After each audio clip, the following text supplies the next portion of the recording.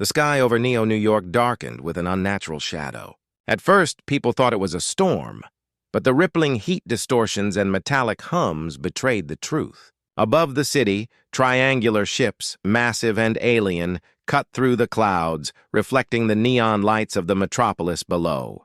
Children froze mid-step on the streets, their eyes wide with a mixture of awe and fear.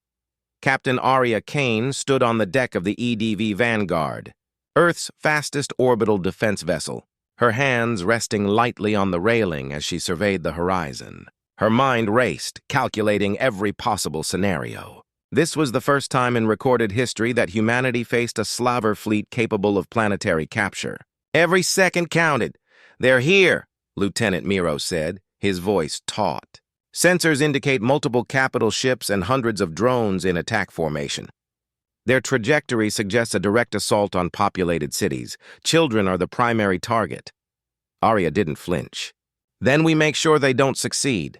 Alert the ground units and activate the defensive grids. Civilian evacuation is secondary. We stop them first." Her orders rippled through Earth's networks instantly. Energy shields hummed to life over New York, Tokyo, and other major population centers. Satellites relayed real-time tactical data. Engineers and civilians alike poured into control centers, guided by protocols developed in secret for this very possibility. Below, in the streets, children gifted with psychic aptitude sensed the alien presence before adults could even react. Small flares of blue energy sparked around them, invisible to the aliens but transmitted instantly to control centers via neural-linked devices. A 12-year-old girl, Lyra, focused on the lead alien ship, her psychic pulse subtly disrupting its targeting sensors. "I think I can slow them," she whispered to her brother, who nodded and directed a stream of energy toward another ship's drone formation. In orbit, Aria watched the feed of drones being disabled mid-flight. A small, satisfied smile flickered across her face. "They're faster than we imagined, but humans are faster thinkers. Target the drones nearest the populated zones. Keep civilians safe." Even as the humans coordinated, the alien overlord Xylar Zorath observed from the bridge of the flagship Vorath's Pride, his multiple eyes narrowing in disbelief. "They are interfering. These primitives, they're children. They manipulate the shields like weapons." A subordinate trembled, whispering, "High Overseer, their interference is destabilizing our approach. Immediate recalibration recommended." Xylar's voice was cold, metallic. "No, let them learn." They will not stop the inevitable. But Aria's team was already moving. Orbital drones, armed with electromagnetic pulses, collided with alien fighter swarms, disabling guidance systems in cascading failures. Streets of New York glimmered as psychic fields formed protective barriers around clusters of children. Humanity had no heavy weapons capable of matching the slaver fleet, but innovation and adaptation were their weapons, and they wielded them with precision. Aria's communicator buzzed. Miro's voice cut through. "Captain, the flagship is initiating a descent trajectory. Their plan, target multiple city cores simultaneously." Aria exhaled slowly. "Prepare the countermeasures.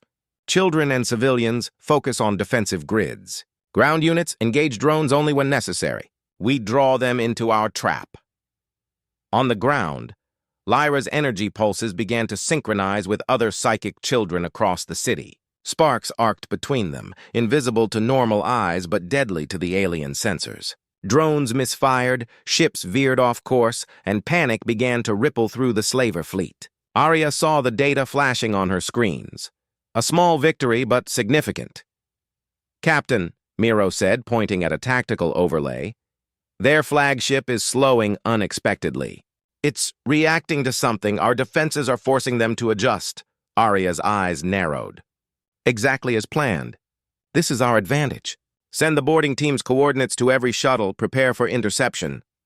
Meanwhile, civilians improvised. Engineers linked industrial lasers to energy conduits. Hackers uploaded adaptive scripts into AI drones. Together with psychic children, humanity created a makeshift but effective defensive web. The alien ships, accustomed to subjugating planets that submitted, found themselves unprepared for coordinated human ingenuity. Above the chaos, the first skirmish erupted. A Zarathian drone, massive and spider-like, descended toward the city center. Aria's voice cut through the comms. "Focus fire! Light the conduits!"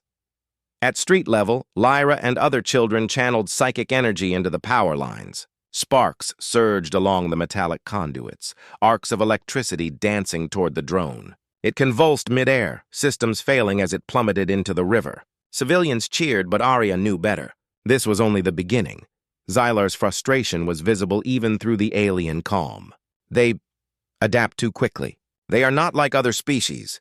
High Overseer, a subordinate hesitated. We can recalibrate and attack again. Xylar's multiple limbs slammed against the console. No, observe, let them overreach. Let us see the depths of their audacity. And audacious humanity responded with precision. The second wave of drones approached, only to be intercepted by coordinated energy grids and EMP bursts. Each failed attack sent shockwaves of panic through the alien fleet. By nightfall, the city streets glowed with the aftermath of human defense. Sparks from downed drones dotted the river. Psychic nodes still shimmered faintly. Children, engineers, and soldiers alike stood exhausted but unbroken. Aria looked down from the vanguard, surveying the chaos-turned triumph. They thought fear would control us. They underestimated humans. Miro glanced at her, eyes reflecting relief and awe. "Captain, we did it." "For now." Aria nodded, voice quiet but resolute. "For now. The battle has begun, but the galaxy will see what humans are capable of, and they will remember it." The first salvo had been met with resilience. The alien slavers had learned something vital. Humans, even when outgunned, did not kneel. And in that silent determination, Earth began its message to the stars. You do not threaten us lightly. The night sky over New York returned to its usual glow of neon and starlight, but the shadow of alien intent remained. For humanity, that shadow was no longer a harbinger of defeat. It was the spark of defiance. The morning sun glinted off the broken spires of New York, casting long shadows over streets still littered with debris from the first wave. Alien drones had fallen in rivers and streets, their systems fried by psychic currents and human-engineered EMP surges. Yet the sky above remained ominously active, the Zarathian fleet regrouping, their immense ships hovering like predators assessing prey. Captain Aria Kane moved quickly through the EDV command deck, her mind a calculus of movement, countermeasures, and risk. Every console blinked with tactical information, energy flow data, and drone locations. Her fleet, small but fiercely adaptive, orbited Earth in tight formations, ready for her command. "Captain," Lieutenant Miro said, voice tense, "the Xyrathian flagship has raised shields. Secondary drones are forming intercept patterns. They're recalibrating after our initial interference." Aria's eyes narrowed. "Good, that means they're predictable." "Ready the orbital ion pulses. We hit their weak points simultaneously. Target their propulsion arrays first, then the drones. Timing is critical." On the streets below, Lyra and other psychic children continued to focus on the alien fleet. Their collective consciousness hummed with precision, synchronized through neural amplifiers designed by human engineers. "I see it," Lyra whispered, pointing toward a capital ship. "If we channel the energy now, we can destabilize its guidance systems before their drones launch." Her brother, Kieran, nodded, eyes glowing faintly. "Do it. Focus on the drone swarms first. They protect the flagship." Across the globe, other children aligned with the same system, forming a networked psychic web that pulsed like a heartbeat across continents. Engineers coordinated via satellite feeds, feeding the children's energy into power relays and adaptive conduits. Sparks danced across New York's skyline as psychic pulses surged into the alien ship's sensors. The first wave of secondary drones wavered, misfiring as shields flickered under the unseen assault. "Captain," Miro reported, "their flagship is showing anomalies in trajectory. It's slowing unexpectedly." "Looks like your psychic network is affecting them." Aria allowed herself a rare smile. "Exactly. Keep the pressure. Ground teams, maintain defensive perimeters. Do not engage unless necessary. Let the aliens exhaust themselves." In orbit, the first human boarding shuttles were prepped. Aria stood at the viewport, staring at the alien flagship looming above. This is our chance. Boarding teams, coordinates locked. Infiltrate, disable, and retreat. No heroics beyond the mission. Her second-in-command, Lieutenant Sarah Voss, checked the shuttle systems. The children's pulses will guide our insertion points. The alien fleet won't see it coming. Meanwhile, Xylar Zorath observed from the bridge of the flagship Vorath's Pride. Multiple eyes tracked anomalies in real time. Impossible, he hissed. They adapt too quickly. Children, humans, they coordinate. Recalibrate all shields and deploy countermeasures immediately. A subordinate trembled. High Overseer, their psychic influence is spreading. It is affecting drone targeting matrices, propulsion adjustments, everything. Xylar slammed a clawed limb onto the console. No, let them continue. Let us observe the depths of their audacity. I will not underestimate these primitives again. Back on Earth, human forces executed a synchronized counterattack. Orbital ion pulses struck precisely, targeting alien propulsion nodes while psychic energy surged through guidance systems. Drones faltered mid-air, colliding into each other in spectacular arcs of sparks. Ground teams reinforced critical infrastructure, linking energy conduits into psychic amplifiers. The aliens had expected resistance, but not ingenuity born of desperation. Captain, Miro said, voice rising with excitement, we're forcing them into predictable maneuvers. They're responding exactly how we anticipated. Aria nodded, hand on her hip. Good, prepare boarding teams. We strike at the flagship while they're vulnerable. Timing must be perfect. On the ground, Lyra concentrated intensely, feeling the pulse of every amplifier she could sense. It's working, she whispered. Their shields are flickering. Their drones can't maintain formation. Kieran grinned, sweat and grime on his face. Then let's finish the first part. Focus on their weapons arrays. They'll need time to recover.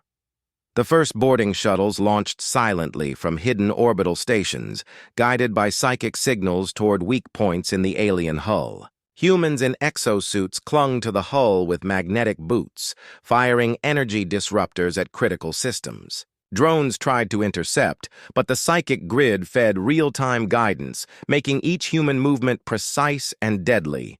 Within the flagship, alarms blared as Xylar's crew scrambled. Shields failing. Boarding intrusion detected! Xylar's voice cut across the chaos, calm yet deadly. Eliminate the humans. Do not allow them to reach the core. But Aria had anticipated this. Each boarding team had a pre-calculated path designed to minimize confrontation and maximize sabotage. Systems failed one by one, lights flickered, and the massive ship began to drift off course. Captain, Sarah Voss's voice rang in Aria's comms. Core destabilized. Shields are down 50%. We can strike the propulsion nodes now. Aria's voice was calm but decisive. Execute. All units synchronize. Humans defend the boarding teams. Earth will not surrender its children. Explosions reverberated through the alien hull as coordinated strikes hit engines, weapons arrays, and critical systems. Outside, drones spun helplessly in orbit. The once imposing Zarathian fleet was staggering under human ingenuity, a force few had believed capable of such precision. Xylar's fury was palpable. They adapt. They exploit our weaknesses. Impossible. Humans cannot resist? Aria's calm voice echoed through the comms. They can, and they will. By nightfall, the humans had achieved a significant victory. Alien drone losses were heavy, their flagship crippled. Streets of Neo-New York glowed faintly under the residual psychic energy of children still linked to the defense network. Civilians emerged cautiously, seeing that while the battle continued above, humans had made the first decisive strike. Aria stood on the Vanguard's deck once more. Looking down at the city, exhaustion etched into her face, but resolve unwavering. They thought fear would paralyze us. They thought Earth's children would be helpless. They underestimated humans. Miro approached, eyes reflecting pride and disbelief. Captain, we're actually holding them off. Aria allowed herself a brief nod. For now. The battle has only begun, but humanity has spoken. The galaxy will know that Earth will not yield. And high above, in the shadow of a crippled flagship, Xylar Zorath glared at the humans below, his arrogance shaken but unbroken. For the first time, he sensed the truth. Humans were not just survivors, They were predators of ingenuity, fierce, unpredictable, and united. The second wave of the conflict would come. But tonight, Earth had shown the galaxy its first proof. Humans were awake, and they struck back with a force no alien could ignore. The void above Earth shimmered with fire and chaos. Alien drones, once a terrifying swarm, now twisted helplessly through malfunctioning circuits and shattered propulsion. Humanity's psychic network pulsed steadily, synchronized across continents, a web of energy-guiding boarding teams, satellites, and orbital artillery. Captain Aria Kane stood at the Vanguard's command deck, the city lights of New York flickering below like a battlefield tapestry. The alien flagship Vorath's Pride hung precariously above, crippled but still menacing. Her crew moved with precision, anticipating every maneuver, every recalibration of the Zarathian forces. "Captain," Lieutenant Miro said, voice taut with adrenaline, "boarding teams report multiple hull breaches. Propulsion nodes destabilized. The flagship's trajectory is erratic. We can finish this now." Aria's gaze narrowed. "Good. Alert all orbital batteries. Prepare to synchronize with the psychic grid. Today, humanity strikes, not defensively, but decisively." Below in the streets, Lyra and Kieran, now joined by dozens of other children, focused their psychic energy through the amplifiers. Sparks danced along the energy conduits, streams of power arcing invisibly toward the flagship. "It's time," Lyra whispered. "We pushed them completely off balance." The first boarding teams, clad in adaptive exosuits, clung to the alien hull with magnetic grips. Each step, each strike of their disruptors, crippled the alien systems. Drones attempted interception, but psychic guidance allowed precise evasive maneuvers. One by one, weapons arrays, shields, and propulsion relays failed under coordinated human ingenuity. Inside the flagship, Overlord Xylar Zorath roared in frustration. "Shields collapsing! Systems offline! How can humans manipulate our technology?" A subordinate trembled. "High Overseer. Their coordination, their energy. It's unlike anything we've seen." Xylar's multiple limbs slammed against the console. "Impossible!" "They are primitive. They cannot." But the humans were not primitive. They were relentless. On the orbital network, Aria directed synchronized strikes. "Timing, Miro. Fire in 3, 2, 1. Now." Energy beams from orbital artillery, amplified by the psychic grid, struck the flagship's core simultaneously with boarding disruptors. Sparks erupted across the alien hull, arcs of energy racing like veins of lightning. The flagship shuddered violently, systems overloaded, alarms screaming in alien tones. "Captain, the core's destabilizing!" Sarah Voss reported from a boarding team feed. "Hull integrity dropping rapidly. We can evacuate and let it implode." Aria's voice was calm, resolute. "Not yet. Keep pressure on the engines. Make sure they can't recover. Humanity does not take chances." In the flagship's bridge, Xylar's Pride fractured into panic. They are everywhere. Our calculations wrong. Lyra's psychic pulse intensified, threading through the alien systems like a conductor's hand through an orchestra. Drones misfired, shields flickered, and propulsion nodes ruptured under stress. Every attempt Xylar made to regain control failed spectacularly. Aria watched as the boarding teams neutralized remaining systems, guiding escape pods to avoid civilian casualties on the planet below. "We finish this cleanly. Strike the last nodes. Disable the fleet, not the city." Outside, alien ships spun helplessly. Some collided, others fell into orbit. Sparks and debris glittered against the dark canvas of space. The humans moved with coordination, each action precise and efficient. "Captain," Miro said, voice barely containing awe, "the flagship is failing completely. Drones are dropping. They can't regroup." Aria nodded, her eyes fixed on the flickering mass of alien metal. "Then we show them the final truth. Humanity will not be enslaved." The last boarding teams activated the core disruptors. The flagship shuddered violently, convulsing under the weight of human ingenuity. Sparks erupted along hull fractures, lights flickering across panels that had never before known failure. On Earth, the psychic amplifiers pulsed in harmony with the boarding operations. Children and engineers alike watched the data streams. The aliens were overwhelmed. Their technological superiority rendered moot by human creativity and unity. And then, silence. The flagship listed heavily, systems offline. Drones drifted in orbit, deactivated or destroyed. The Zerathian fleet, leaderless and crippled, retreated into the void, leaving behind nothing but wreckage and stunned observers. Aria's crew exhaled, exhaustion and exhilaration mixing into a tense calm. Miro turned to her, eyes wide. They actually did it. We did it. Aria allowed herself a faint smile, though her voice remained firm. Yes, but remember, this is the first strike. The galaxy will now know humans are not prey. They are predators in their own right. Down on the streets, Lyra and Kieran watched the night sky. Sparks from deactivated drones drifted silently, painting the darkness with trails of light. Children cheered, but in quiet awe. They had changed the course of the battle, and with it, the perception of humanity itself. Even as humans celebrated, Aria maintained vigilance. Report any remaining threats. Ensure civilians are secure. Debrief boarding teams. We learn from this victory so the next challenge does not catch us off guard. Xylar Zorath, in his surviving vessel, scowled across the void. His arrogance had been shattered by the humans' audacity. They are not primitive. They adapt. They strike with precision and courage.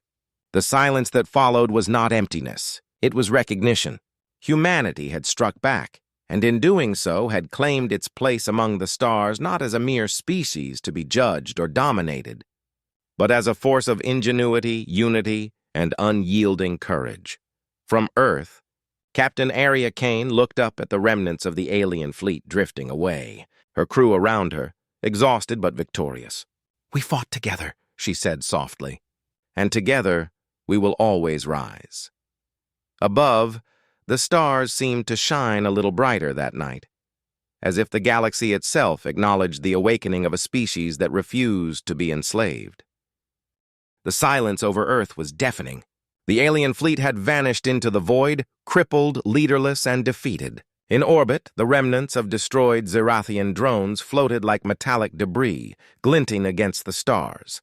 The planet below was battered, cities scarred, but alive. Testament to human resilience and ingenuity. Captain Aria Kane stood on the deck of the EDV Vanguard, her gaze sweeping across Neo-New York, where the first human counterattack had begun. Fires smoldered in some districts, while emergency teams coordinated rebuilding and securing civilians. Aria's shoulders bore the weight of victory and responsibility in equal measure. Miro approached, voice quiet, almost reverent. "Captain, the fleet is gone." Every orbital and ground unit reports the same. The Zerathians retreated. Aria didn't speak immediately. She let the words sink in, letting the gravity of the moment settle over her.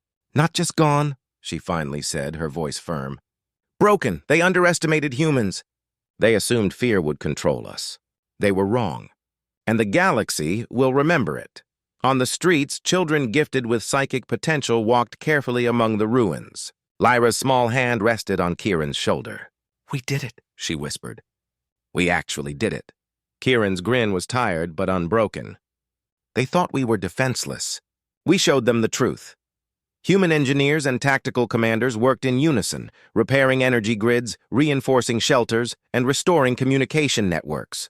The synergy of civilians, military, and psychic children had created an unprecedented display of coordination, a force no alien had expected. In orbit, the boarding teams reported back. Sarah Voss's voice crackled over the comms.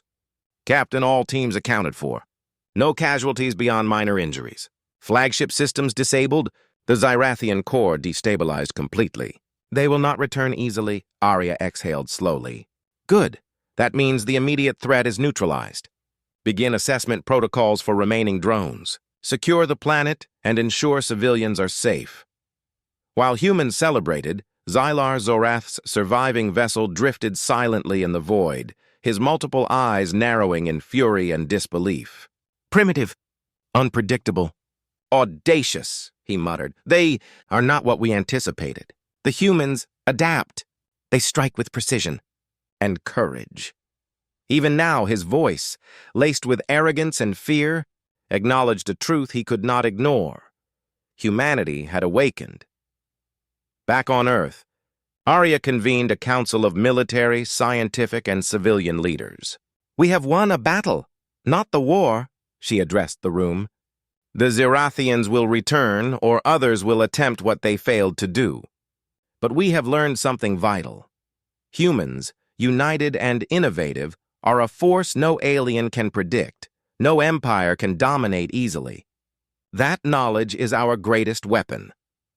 Lyra and Kieran were present, alongside other children whose psychic abilities had played a decisive role. "We helped," Lyra said softly. "We want to help protect Earth next time." Aria knelt slightly, meeting the girl's gaze. "And you will. Your courage and talent were part of what saved this planet. Humanity's strength lies in everyone. Children, adults, soldiers, engineers. Together we are unstoppable. Over the coming days, humanity worked tirelessly. Broken infrastructure was restored with ingenuity. Tools scavenged from alien wreckage improved Earth's technology. Energy grids incorporated psychic amplifiers as standard defensive measures. For the first time, humans were not merely defending themselves. They were preparing for a future in which Earth could assert influence in the galaxy rather than remain prey. The first public broadcast after the battle showed Aria standing before the repaired command center. Her tone was calm, resolute, and inspiring. "People of Earth, today we proved that no threat, no matter how advanced, can intimidate humanity. We stood together. We acted as one, and we prevailed. The galaxy will not forget this day, for humanity has awoken, and we will not wait to be asked twice." Children cheered, citizens applauded, and for the first time, a sense of true unity spread across continents. Humanity had discovered the power within itself, courage, ingenuity, and the unbreakable will to protect the next generation. In orbit, scouts monitored the void for any signs of returning fleets. "Captain," Miro said, eyes on the displays, "there are no immediate threats detected. They've vanished, at least for now." Aria nodded, shoulders relaxing for the first time in days. "Then let them. Let them see the resilience of humans. Let them see that we will not be controlled. Humanity has spoken." Even in quiet moments, humans began to embrace the idea that Earth was no longer a backwater planet, defenseless against the galaxy's empires. Tactical councils, scientific advancements, and psychic training became integrated into Earth's defense doctrine. No child, no community, no citizen would ever again be considered vulnerable. Xylar Zorath's defeat would become a whispered tale among alien civilizations. Humans had struck back when the galaxy expected submission, proving that intelligence, creativity, and courage could overturn overwhelming technological superiority. For the first time, the universe understood. Humanity was awake, and it would not bow. Aria looked out over the skyline of Neo-New York as night fell. Stars shimmered above, mirrored by city lights below. The planet had been tested, scarred, but alive. And humanity, more than any single weapon or fleet, had emerged as the galaxy's new contender. Her final thought lingered in silence. The battle was over, but the awakening had begun. Humans had defended their own, claimed their strength, and declared their place in the cosmos. And the galaxy, for all its empires and arrogance, would tremble at the knowledge that Earth would never be passive again.